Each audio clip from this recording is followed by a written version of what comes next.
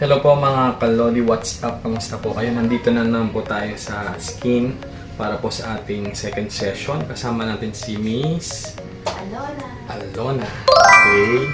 So mamaya po pupunta rin po si Dr. Gisela. Kasi po ipa-follow up po nila itong scar natin na nakuha natin because of the bike accident. Maybe 10 years ago. Siguro po ano. So for today, ano pong gagawin natin? Diamond pill. So diamond pill daw. Tapos, yun na. Ito. Anesthesia. So, gaya po ng dati, for documentation purposes, pipicturean po tayo ni Ma'am Alona. Okay?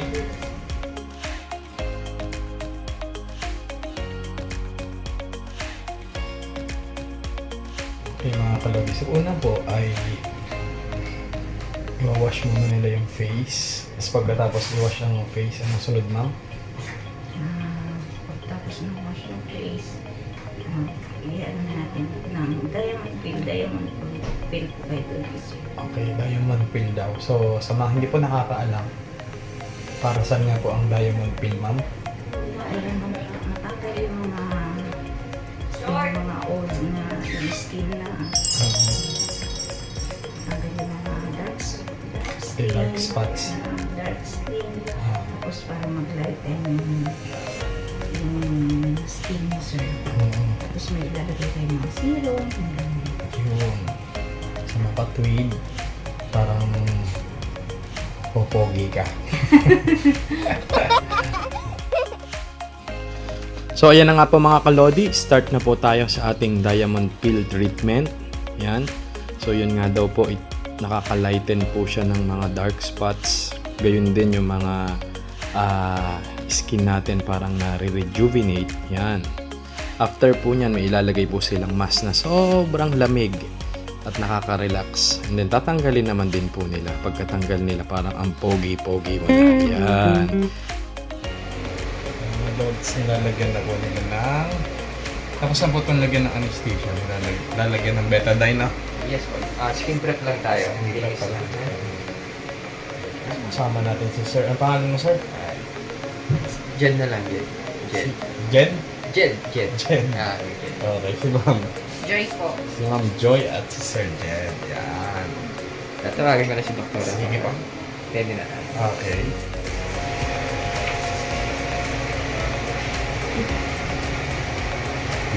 Hindi po siya kita pag malayo. Ayan.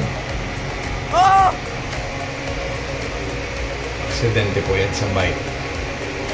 Kaya ang moral lesson, huwag kayong titigil mag-bike. Okay lang yan.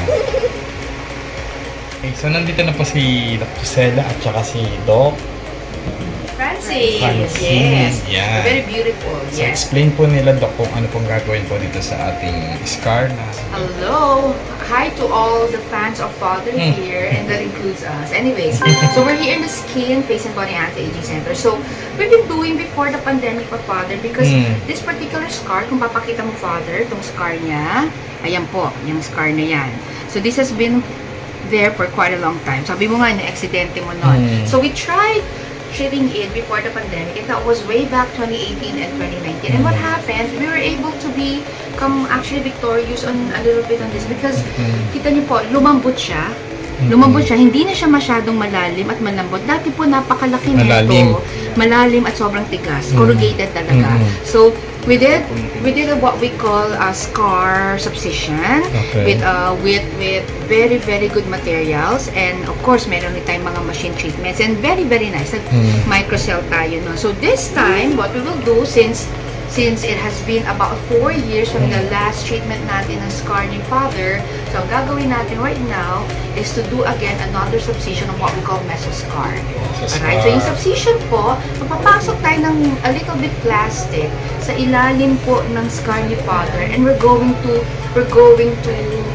do ng subcision doon. Subcision is like para siyang tinutusok ng plastic, pero hindi mararamdaman ni Father kasi may anesthesia na. Yes po. Tapos we're putting po ng mga gamot that is very good to regenerate po yung mga sirang dermis or sirang collagen layer sa ilalim. So gagawa ngayon ng bagong collagen dito sa area ng scar ni Father. So what will happen, after 2 weeks, mas resurface siya, mas aangat siya. Tapos as we do it again after 2 weeks. What will happen, you'll see po a scar resurfacing. So, isa sa napakagandang pwedeng mangyari dito sa scar ni Father. Yan po. Ayan po, sa skin lang. Okay. Let's see. Are you excited, Father? Yes po. We're delighted kasi nandito ka and we want to treat this kasi isa to sa mga matagal ng marka sa inyo at hindi rin bagay sa kapugian ni Father. Okay, so Father, okay? Okay. Alright, let's start. Okay. Thank you. So, ang ganda. Na-miss ko itong gawin, Father. Tapos sirain natin ang little. So, pasok na tayo nandito, Doc. Kasi kaya naman. Kung dito tayo papasok, hanggang dito. May room for ano tayo. So, dito po sa gitna tayo.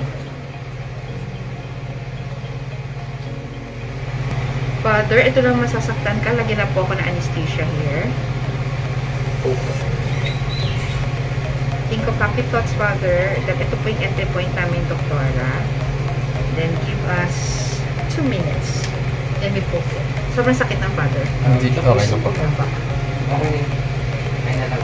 19 or 25 po, Father. So yun na daw po yung pinakamasakit. Ibig sabihin, hindi na masyadong masakit. Ano yung kapartner din natin na yan, no? Father, yung malalim. Over natin. Father, kung gano'n Yes, po. kagaan ang kamay ko, gano'n kagaan ang kamay, Doktora. Sabi na ng lahat ng ano. Ayan, si Dr. Francine ang Yan, Francine naman. Alright. Puro batiin. Huwag kang mag-alala daw, Francine. Cool na cool yan si Father. Mangumpisal na lang po kayo mamaya. Yes. Masakit. Pag nasaktan si Father, mamumpisal na lang tayo. Yes, yes, Doc, yan. Kaya pag pumasok ka, mas madali.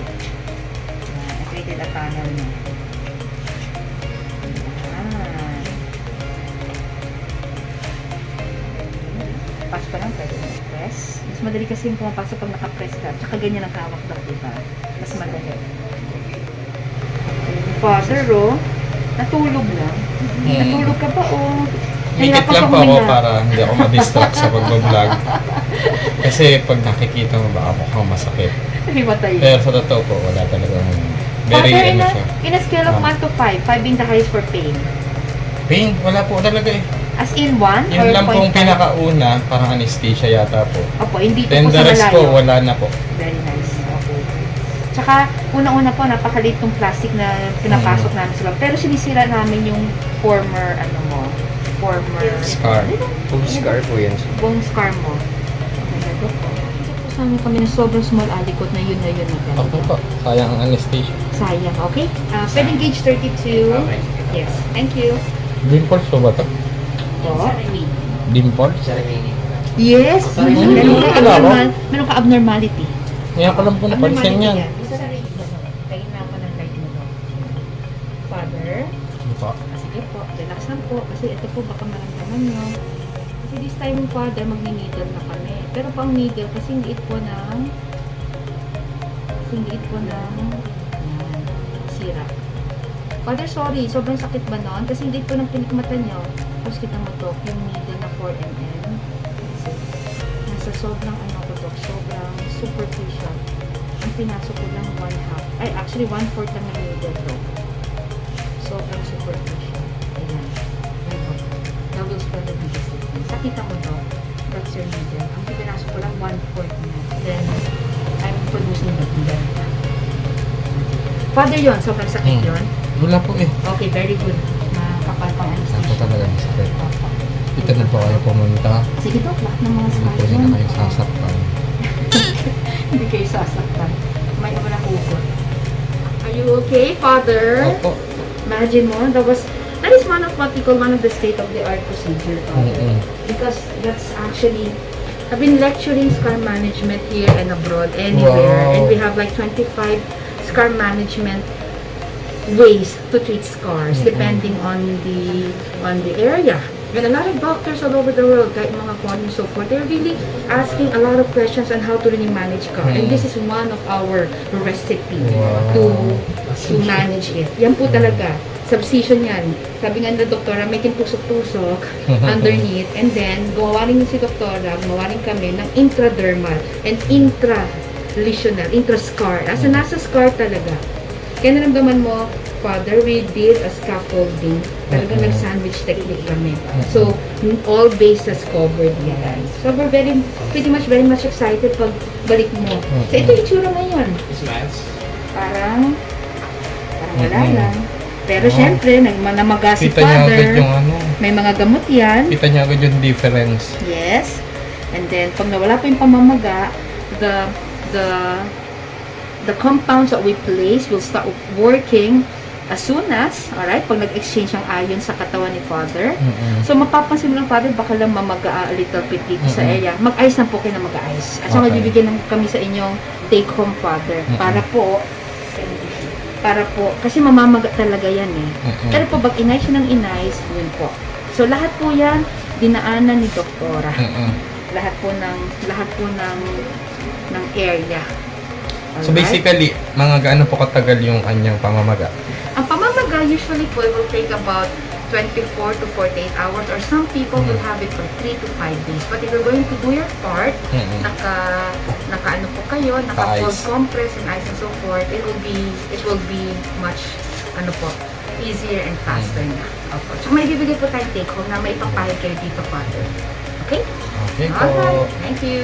Thank you po kay Doc Gisela. Kayo din po kay Doc Francine. So, honestly po, napakadami yung procedure na ginawa po nila. Nakakatakot pakinggan. Pero wala po talaga siyang pain. Nakapikit lang po ako para hindi ako ma-distract sa pagbablog. Yan. Okay. See you again. So, ayan po mga kalodi. After a week, ito na po yung outcome nitong procedure na ginawa nila. So, halos na po siya, nag-flat na. Yun lang, mas naging visible kasi nga nasariwa po yung ating scar. Pero yan po ay kasama po sa next procedure na ititreat po sa skin. So ayan po, just to give you an update. Okay? So once again, thank you very much po. Napaka-effective, lalo po yung mga kahit po yung mga diamond peel na ginawa nila, medyo nakaka-lighten up nga ng skin. At the same time, nakaka-lessen po ng mga scars. Okay? So, may mga i-update ko po kayo sa ating mga next procedure. So, once again, thank you po sa Skin Clinic sa may Alabang Town Center. At the same time, meron din pong branch sila sa may Green Hills. Okay? Thank you. Bye-bye.